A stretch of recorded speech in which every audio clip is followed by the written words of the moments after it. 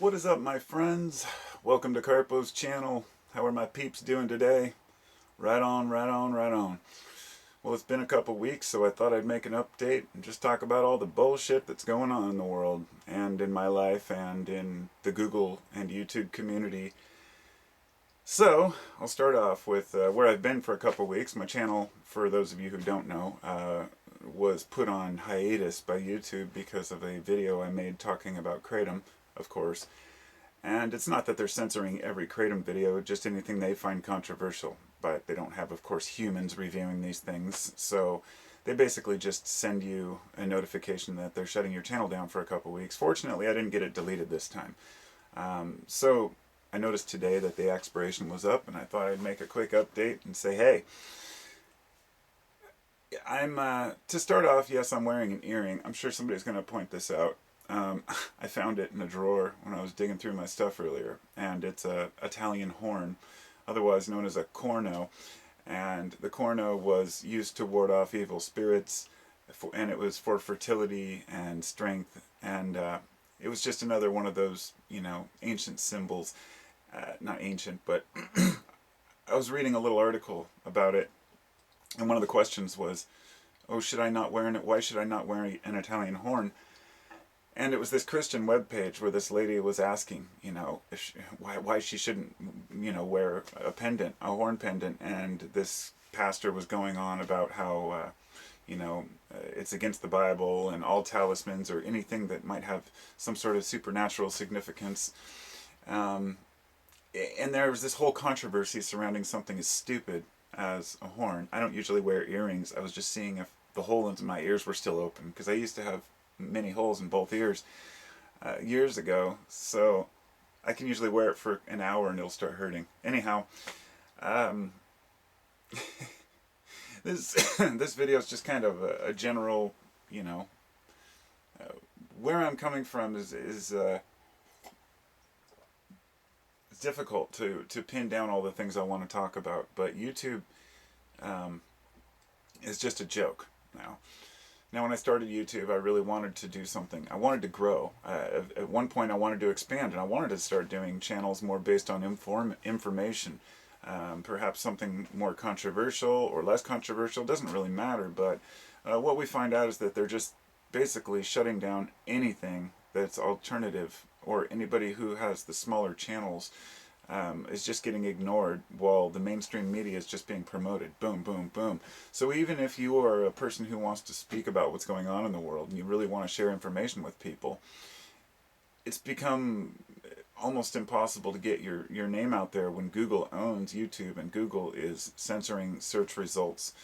And they're banning people's accounts, banning Gmail accounts. They can ban, people ask me, well, I don't have a Gmail, and I do, but I don't really use it because of that fact, that Google basically controls everything on the internet already.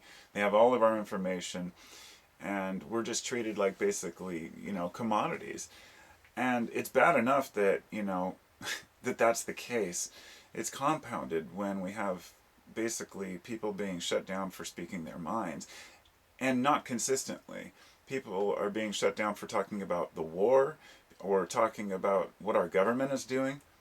Meanwhile, the mainstream news outlets just make too much money, so they just let them continue on. And it's pretty pathetic, and it just almost makes me want to just, not upload videos at all. It seems pointless. Like, why even try to build a channel, or why even attempt to get into the media or news? Let's say if that was something I wanted to do. I'm not a news guy, but let's just say I wanted to become a journalist. And you get out there in the real world and you put all your time and effort into it. You start reporting on what's going on, and then you just get censored left and right. This is what happened to Jimmy Dore recently, and he did an interview where he was talking about this. And it was, I don't usually point out individual people. I don't watch Jimmy Dore, but I think he's a well-rounded individual that speaks well. And the controversy around the subjects that people talk about, it's not even whether they're supporting it or denying it. There's no, nobody's looking and saying, okay, well, this person is, they didn't mean any harm by it. They just go by the title. The algorithms seek out videos and they just eliminate anything that doesn't, jive. A lot of people are complaining because they're not getting ad revenue. That's one thing. And hey, if you're working with the corporations and you're getting paid from those corporations, then that's just the price we pay. But if you're getting censored just for uploading your thoughts, that's even worse. And sometimes they don't delete the videos or censor them, they just eliminate them from search results. And I thought a while back when people were saying folks were being unsubscribed from channels, I thought, well, maybe that's just a fluke in the algorithm. Maybe it's something wrong as YouTube grows, and the internet grows, a lot of our subscriptions might get eliminated. No, there's something else going on in there. It goes a little deeper. And so I don't want to go too much into it. I just kind of wanted to do an update, voice some of my frustrations about the media and what's going on with YouTube and Google is one thing, but the media itself is just absolutely out of control. I've, over the last year, completely seen so many of the things that were pointed out to me, because I don't watch the news anymore, but when I do watch clips, I've watched it go downhill fast. And I would say that this is not, at one time when I was younger, I would consider myself a liberal, and I laughed at the conservative media outlets causing all this rage and frustration over, these topics that really weren't even a big deal, and ignoring the big ones that were a big deal. And the liberal, say the liberal media, or MSNBC, or those kind of places, CNN, they had a chance to redeem themselves, and they completely, utterly fell in the ditch and failed. So badly that the alternative media people, those who are talking about the world issues on YouTube, just random people who do their own research and actually put some time and love into it, not people who just show up to work and put on makeup and then just speak some talking points, but people who actually do journalism, they started to pop up, and then they started getting more views and more recognition than these other channels. The truth is, alternative media gets far more views on YouTube than mainstream media. But that's changed now. And I don't know if YouTube is manipulating, views or view counts or algorithm to, favor these. Well, I mean, I know that they are, but to what degree they are. Basically, it's like this. People are lazy, okay? We're all pretty fucking lazy when it comes to looking up information. We'll dig deep sometimes, but if you click on and you see a bunch of videos in your feed, you're just going to, generally, a lot of people just click on one that looks good or looks close enough to what they want. It's really hard to seek out what you want if you don't know what you want or you don't know what's there.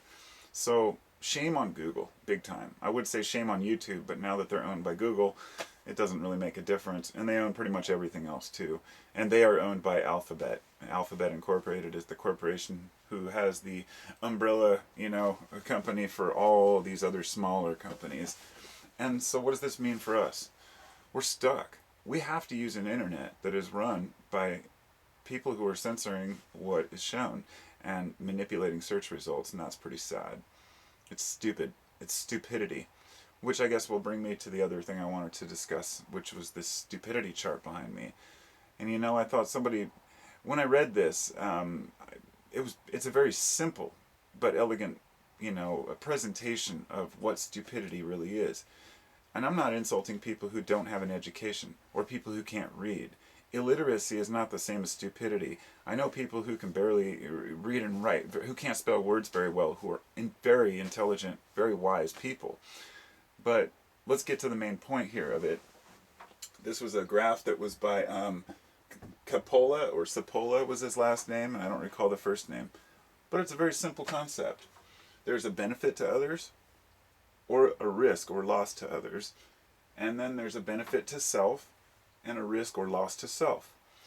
So people who are always a benefit to others, but always have risks and losses to themselves, those are what we call the helpless people. And I wouldn't say it's just helpless.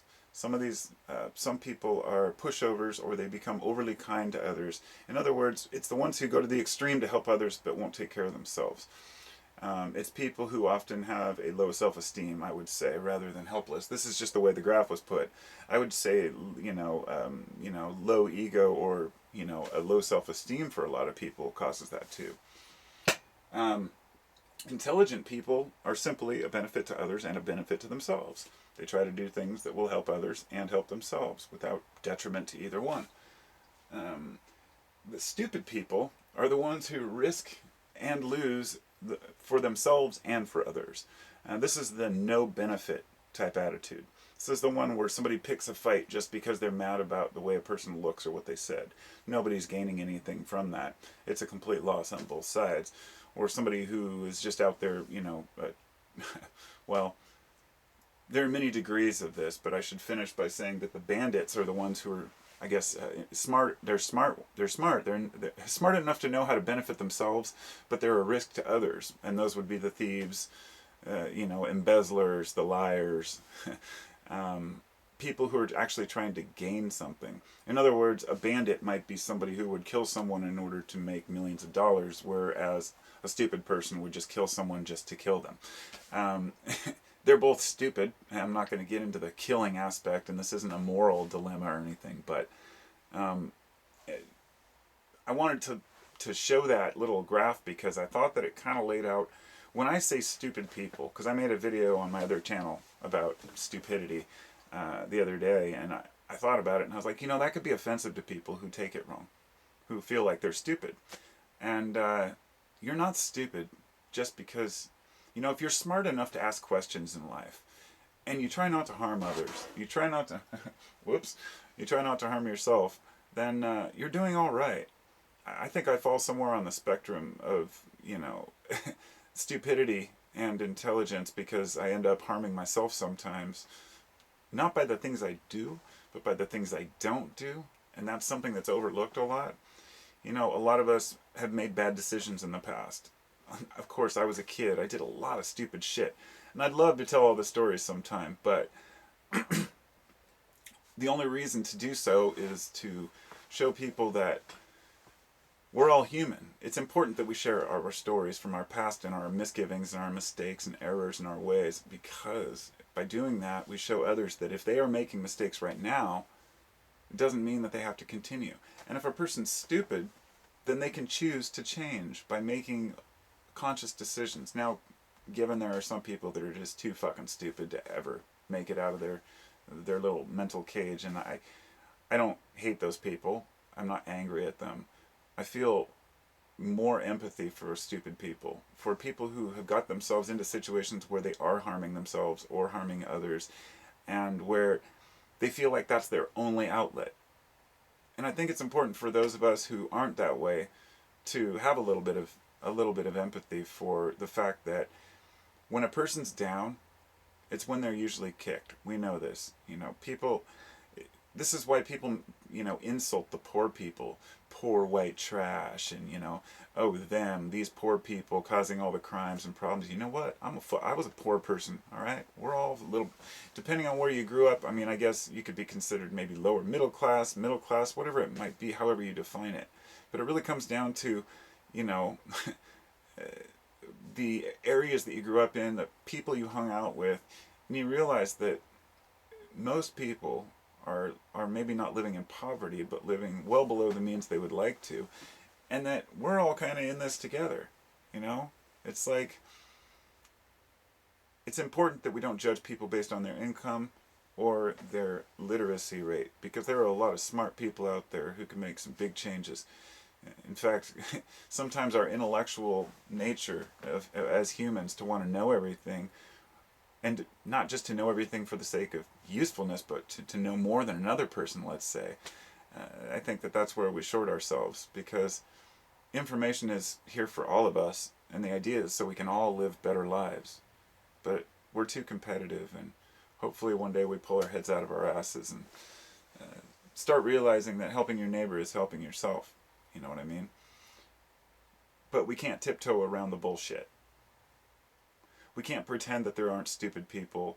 We can't pretend that everyone's opinion is really just as valid as the next person's. Sure, valid as an opinion, but not valid as a fact. And we're moving into a day now where facts have become optional, where our choice to tell the truth isn't based on being called out later. It's based on whether or not it's believable now.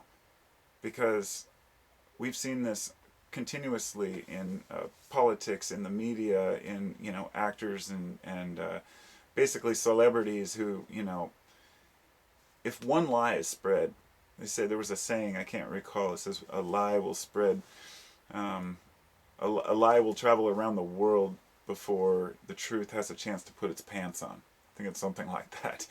And it's just the idea that if you spread a lie, it'll travel, and by the time the truth comes around to try to go, no, wait, oh, no, this wasn't true, this isn't what happened, you just look like an idiot. This is what happens all the time with, say, the Democrats and the Republicans, where the Republicans will, like, make some claim about Democrats, and then they'll spend all week trying to defend themselves instead of just letting it go. Or vice versa, the same thing. Kind of like when somebody accuses the president of something, and instead of him just brushing it off, he goes and he tweets about it for days on end, and then a month later keeps doing it. It's there's some truth that's revealed about your insecurity when you react too strongly. It's like if somebody calls you something you know isn't true, there's two ways to react. You can either say, I don't really give a shit what your opinion is because I know it's not true, or a person will strongly overreact because they're so offended by what the other person's claiming.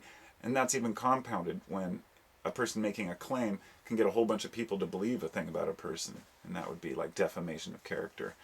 But anyhow, it's a crazy world out there, man. I just don't know. There's so many things to talk about, but it seems so fucking pointless to even tackle some of these things. And to try to even do it respectably, and people don't seem to give a shit about actual statistics or evidence, or, you know, back in the day, you didn't dare write a book without footnotes. Nowadays, it's just like people post a web page so they can get traffic to the website, and people believe it, gets spread. Scientific articles are the same way. A huge percentage of them are biased and bullshit, and shouldn't have passed peer review. So we're stuck with, like, even our scientists are stuck in kind of this paradigm of believe it if you want to, and trying to hang on to these old theories, you know. We're still trying to find a theory of everything, you know. Trying to, you know, marveling over these ancient philosophers, or these old 100 or 200-year-old people, whether they're philosophers, physicists, scientists, saying, oh, they discovered this, we just have to prove it's true. And it goes back to thousands of years from ancient man writing books that we're still trying to prove are true.